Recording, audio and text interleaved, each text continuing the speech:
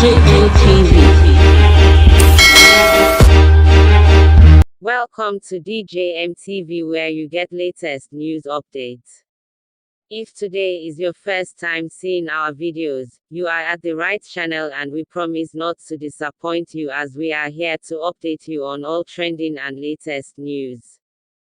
Please don't forget to subscribe to our YouTube channel for more videos like this, and you are welcome on board. Please share, comment and like our work, as this gives us the strength and ability to carry on with our good work. Let's get into the main news. The three commandos in Edo politics are in their last fight.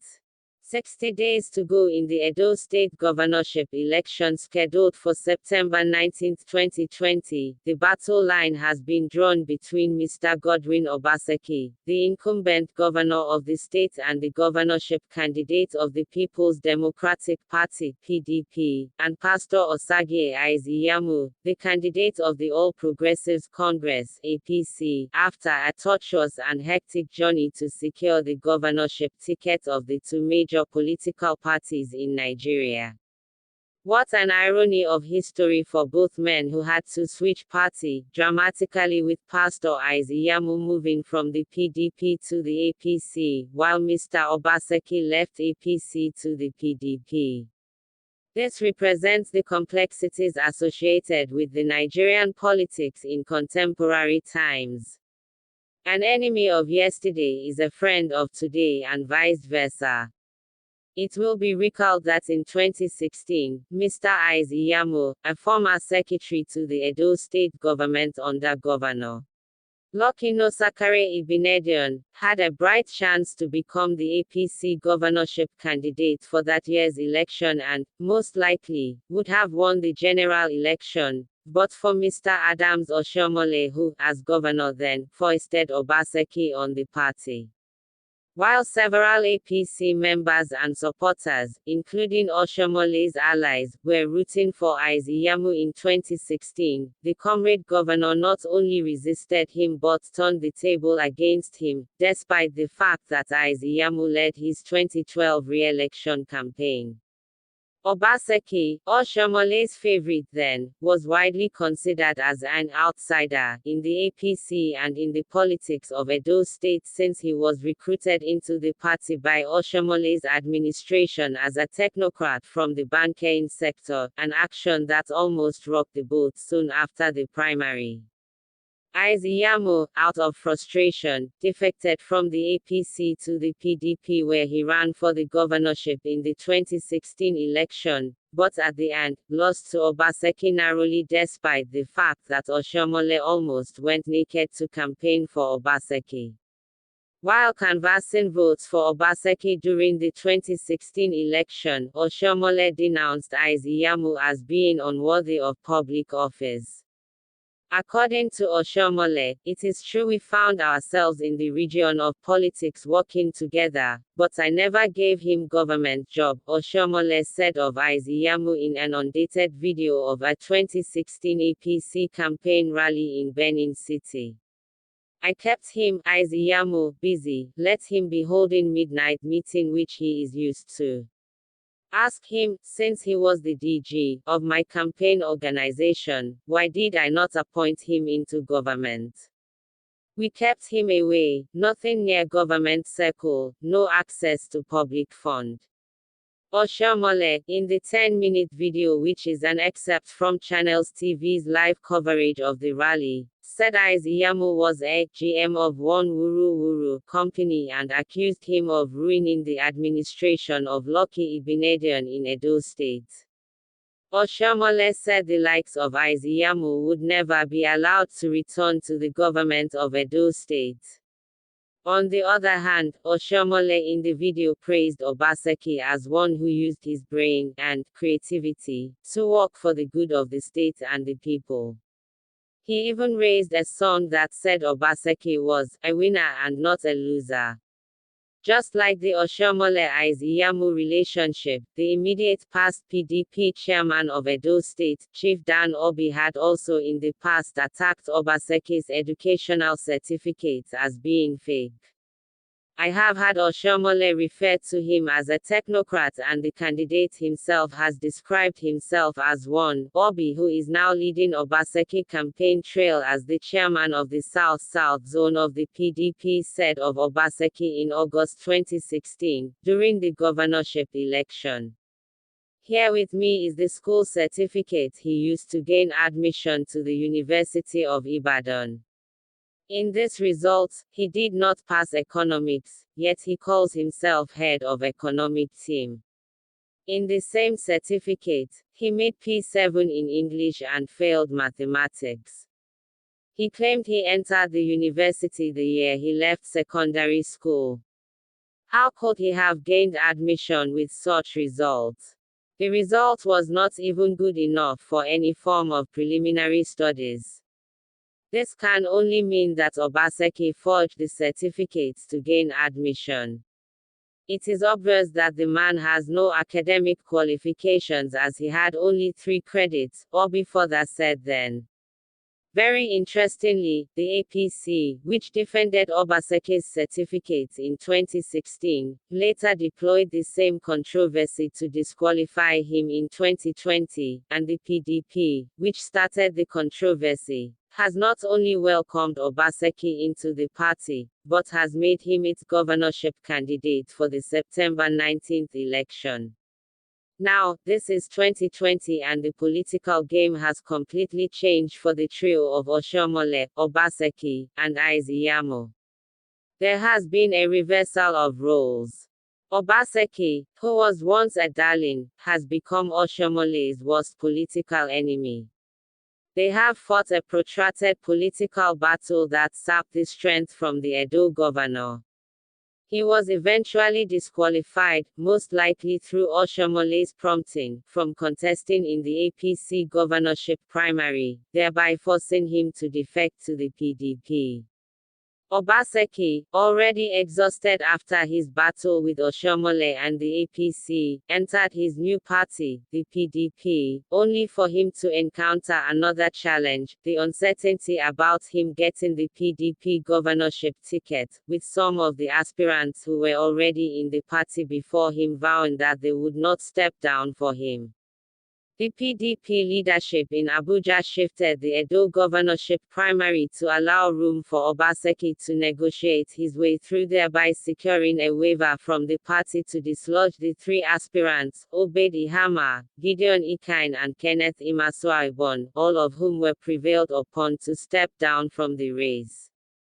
However, it could easily be assumed that the biggest factor, perhaps, for Oshiomole and the APC in the Edo election is Ize-Iyamu, who is an experienced politician, with a strong connection with voters across party lines. This could probably explain why Oshiomole held back his words and considered to backing Ize-Iyamu for the election, for the last fight against Obaseki. It is difficult, for now, to predict who between Obaseki and Ize-Iyamu would win the Edo election. Especially as politicians from outside the state, such as the Kano State Governor, Alhaji Umar Ganduje, who is the chairman of Ize-Iyamu Campaign Council, and his Rivers State counterpart, Nyesom Wike, who is also the chairman of Obaseki Campaign Council, are threatening to undo each other in the election, as they would likely use the state as an experiment desk to test run their preparedness for 2023 presidential elections. Chances of Obaseki, Ize-Iyamu on September 19. Firstly, a victory in the Edo election may just be the last thing Oshiomole could grab for now to save himself from complete humiliation, having lost out unexpectedly in a power tussle in a party he successfully led to win the presidential election just last year. If Obaseki wins re-election, it would be a double humiliation for Oshiomole, one that could lead to his quick retirement from politics, and that is the last thing the former Edo State governor would want to experience, especially when he remembers the battle he fought to get Obaseki to succeed him as a governor in 2016 against all odds. This is why Oshiomole and his supporters will go all out to ensure victory for the APC candidate, Ize-Iyamu, who is also banking on his political experience and grassroots support. On the other hand, Obaseki as the sitting governor has so many things to his advantage by pointing to what he has done and what he is doing in the state. However, despite the fact that Ize-Iyamu has no project to point to as one to his credit, he is still being seen by the political observers as the candidate to beat in this election, especially with the air of confidence with which he is conducting his campaign since launching what he described as his six-point agenda, where he declared that the four cardinal programs of the Unity Party of Nigeria of the Second Republic reshaped his interest in politics and the importance of manifesto for a political party and politicians. My six-point agenda for the state, which I tagged the simple agenda, shows every component of manifesto which creates room for employment generation as well as to continue to program what I would inherit from the current administration if I win the election, particularly the Benin Water Storm project designed to check flooding in the state. I wish to recall that when Chief Obafemi Awolowo in 1978 formed the Unity Party of Nigeria, even though I was quite young, I was fascinated by the manifesto of his party, the four cardinal programs of the UPN, namely, free education, free health services, integrated rural development and employment for all. It was very easy to understand and it was all-encompassing, and that manifesto alone made me to take an interest in the party and I became a member of the youth wing. From an early age, I appreciate the role of manifestos in party formation, and to me it was key in the choice of the party to belong to. On projects, Ize-Iyamu said, the water storm project cannot be abandoned. We must commend those who planned it. Even when 4 years ago I was contesting for office, I commended the foresight because I realized that flooding was becoming a major problem in our state and especially in Benin. There are many areas where when it rains not only are the roads impassable but the houses there are in serious danger, so when the storm water was conceived and execution started, it offered a lot of hope. If you look at airports and environ, you will know that the storm water project has been able to bring that place back to normal. These were areas before that were completely impassable. To have abandoned the project the way it has been abandoned is senseless and wicked, especially coming from an administration that was part of the administration that actually conceived the project. Even though it is difficult to see, if there are projects that Obaseki has started, I can assure you that we will complete them. It does not make sense to abandon projects. On the moribund Bendel breweries, I will ensure that the brewery is revived because people are making money from breweries, so why will Edo State not make money from what it has? No matter the problem it has, it can be resolved. We will discuss with all those involved in the Bendel brewery matter. It is better for the factory to be functional than for the factory to be closed. For Obaseki, his strongest campaign point to the people is that Oshiomole and other APC leaders were fighting him because he refused to share the state's funds to them, which is the simple reason he went for Ize-Iyamu as his replacement. To the understanding of Obaseki's supporters, what that implies is that Oshiomole is bringing Ize-Iyamu to be governor because he will agree to share the state's resources with him and other APC leaders. This campaign is stronger in the Edo South Senatorial District, which is populated by the Benin-speaking people of the state that control almost 60% of the state's total population. Added to this, is the governor's development projects in the 3 senatorial districts, many of which are actually visible and verifiable. Edo State Development Report today states that the poor masses, artisans, market men, women and the poorest of the poor are happy and at peace with the state of development, especially with the elimination of double taxation, aberoism, touts and other extortions. The state and the local governments can now pay salaries as and when due. Before 2016, local governments, like the cosmopolitan local government in the state, that could hardly realize and 10 million monthly from their internally generated revenue (IGR), today now get about and 100 million on the average every month from the same IGR. This has engendered statewide positive change and revolution, rendering previous administrations' performance as poor in comparison. The past efforts became acknowledged as small fractures and tissues in the development trajectory of Edo society. They have therefore proclaimed the emancipation of the Edo people under the government of Obaseki. Like what his predecessor Oshiomole said, all positive and progressive changes in human endeavor goes with pains and perhaps stepping on toes. Obaseki vowed to put his life on the line for the development of Edo and to erect his administration on a tripod of urban renewal, agricultural infrastructure and industrial template. To this end, Obaseki has so far done noble in his implementation and execution of this with a strong will. In a recent analysis, Ihimekpen Okaridia, a veteran journalist, indicated that, within the first 3 years of his administration, he took the mantra of urban renewal and environmental discipline to the doorsteps of the ordinary Edo citizen.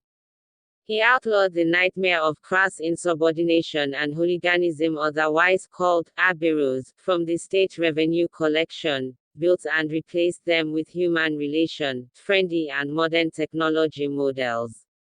He gave the land transfer transaction a human face with a deliberate policy that crashed the cost of obtaining certificate of occupancy C of O from over N1 million to N50,000.00. These actions, no doubt, may have made him step on the toes of some privileged powerful few, but the people are happy with their governor. On infrastructural development, Obaseki engaged on complete reconstruction of the Sam Obemudia Stadium, rehabilitated schools and established 3 other technical colleges, one in each senatorial district to complement with the newly built Government Science and Technical College, among many others too numerous to mention.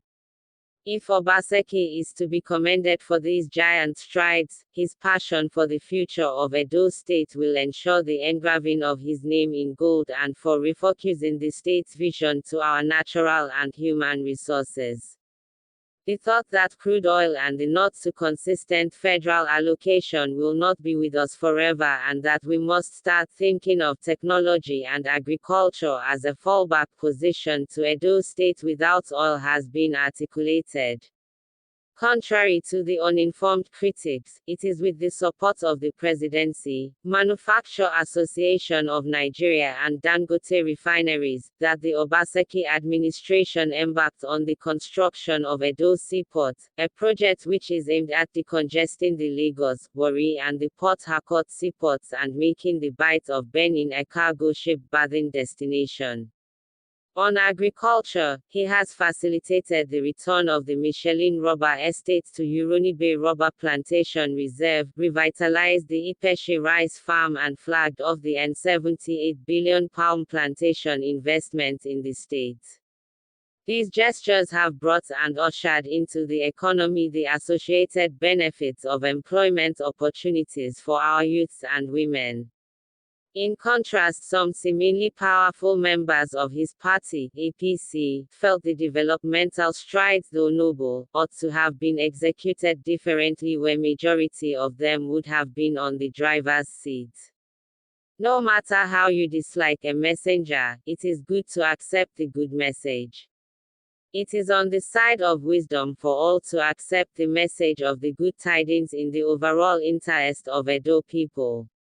Consequently, taking a critical look on how the 2 governorship candidates will perform in the 3 senatorial districts, one could categorically say with all emphasis that Edo South voters will decide the winner of the election. This is so for the fact that while Ize-Iyamu of the APC is already singing victory songs for the results of Edo North, courtesy of Adams Oshiomole's popularity in the area, Obaseki of the PDP is home and dry in Edo Central for two reasons. Obaseki has made some developmental strides in some towns of Esonland in terms of road construction, especially in Ekpoma, the Ambrose Ali University town where he constructed some of the township roads and carried out major infrastructural development at the university main campus. This feat has endeared the governor to the people of Esonland of the Edo Central immensely. The second strong point that most elicited the people is the promise by the governor to the Isan people that his successor after his second term will come from Edo Central. This alleged promise has changed the political countenance of majority of Isan people who are now alleged to be carrying out door-to-door campaign for Obaseki. The effect or otherwise of the house-to-house campaign in Isan land will become manifest after the voting on September 19. However, some pessimists insist that it is not always difficult for politicians to make promises, but to fulfill them is the problem and only time will tell. Coming to Edo South Senatorial District where the two leading candidates hail from, it would be difficult to predict the candidate that would get the upper hand as both of them and their parties are well known in the entire area of the senatorial district. Only God knows what will happen in the 7 local government areas of Ohunwood, Ohiom 1, Ovia South, Ovia Northeast, Ipoba Oka, Ego and Oredo local government areas that make up the Edo South Senatorial District. Thank you for all your time listening to us. Thanks for all your love and support. Bye for now.